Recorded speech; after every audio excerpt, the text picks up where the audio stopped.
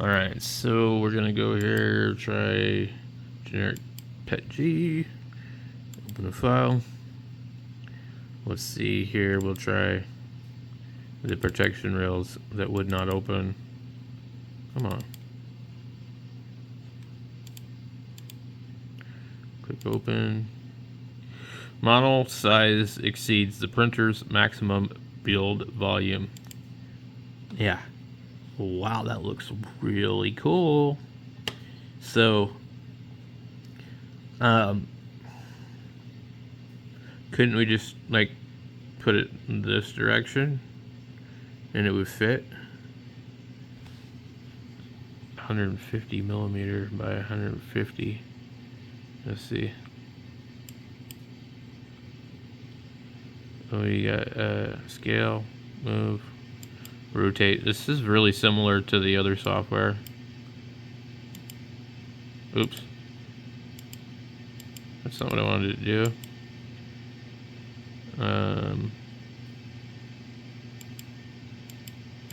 So it won't, it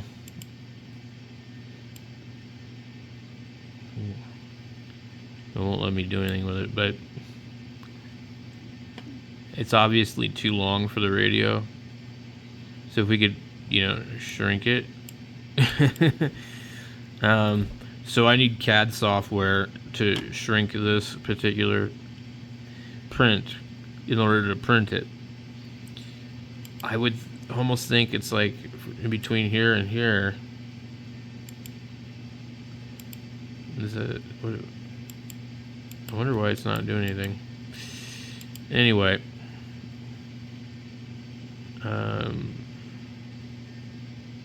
Yeah. So I like this software. I'm going to start using it. I'll use it for something else. Let's go here.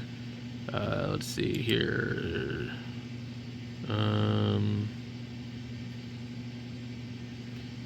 Edit. Okay, let's delete model. Yes. Click here. We'll go.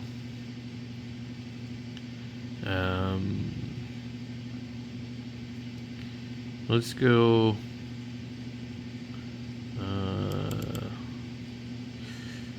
G90 purple.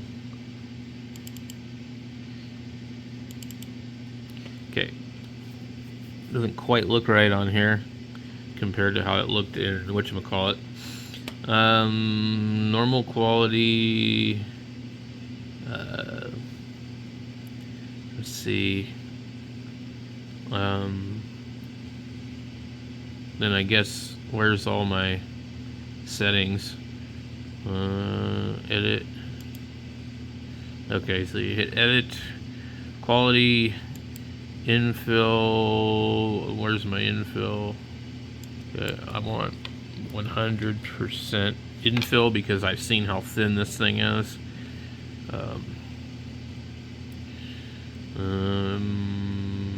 Let's see. I think that would probably be good. Overlap, gradual infill steps. Okay, speed. Where are we at? Infill speed, outer wall speed, multiple different speeds. Travel speed, 100. Wow, this is kind of advanced.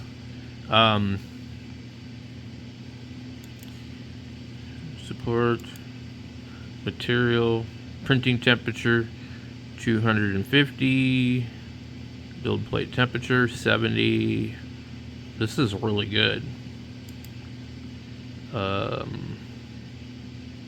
Build plate adhesion, skirt. Yes, we'll do a skirt. Or maybe we'll do, what do we do? Just a raft. Because I don't trust it to print because it is really, really thin crap.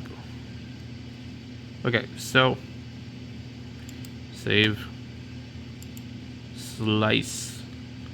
This model has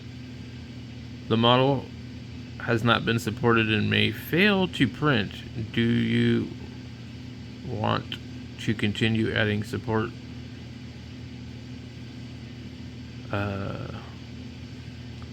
No.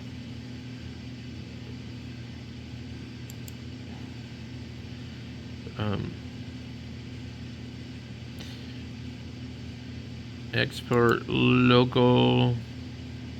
Okay, so now we need to get our SD card out of our printer, and what we're gonna do here while we're waiting on that, this thing's a pain in the butt. We'll do 260, then we heat the bed up. Just put 80. We'll pull our card, and then this thing is awesome. It loves to shoot the cards out. I don't know if you guys have ever had a laptop or a device where like you literally have to push it in with your fingernail. So I did that off the camera. What's even worse is the power button's actually right here. So you grab the laptop and try and put the thing in, and you actually turn off the laptop. It's very, very annoying. Alright, we'll go in here. We'll go here. Save.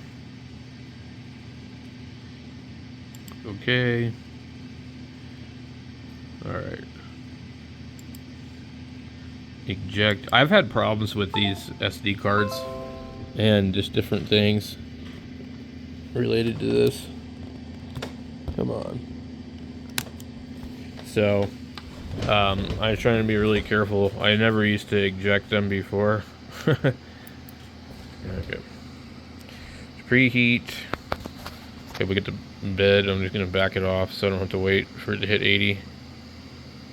So, okay, we're at 215 and 260. So we ended up having to wait anyways. So, I don't know of anything else that I need to do. I'm curious if this is actually going to print without problems. Look at this. This thing is just working great now. I'm going to be using that because that's what I got. But I fought with this thing all day, and I don't know why it wouldn't flow through the tip. I put a new tip on it. I had problems with something else. It was leaking out of here. I took it apart, and now it's just leaking from gravity. But before, I was like pushing on this, and I could hardly get anything to come out. So I found that this tape my friend put on here works really good. I'm having trouble with the glass. Like I put glue on it and did all sorts of other crap. Okay, we're at the temperature we need for the extrusion, but the bed still is only at 53 Celsius. So let's see.